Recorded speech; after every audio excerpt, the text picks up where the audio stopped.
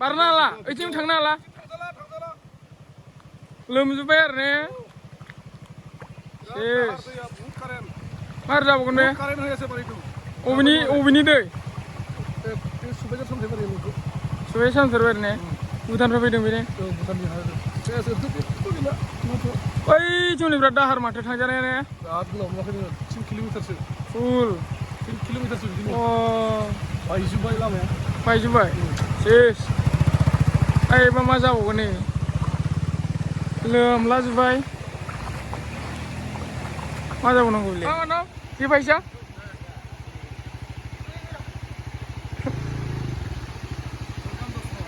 बुंजोब्बाय नै सुबायझार बाजार नै दैयानो हाबजोब्बाय साफा दखानसिम मानि हाबसिगोन दा मोनासिमाव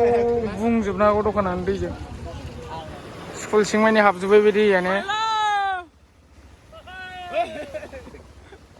माने माबादि गारिजों सुफैदों आंदों नामा लामा मानि गैलालै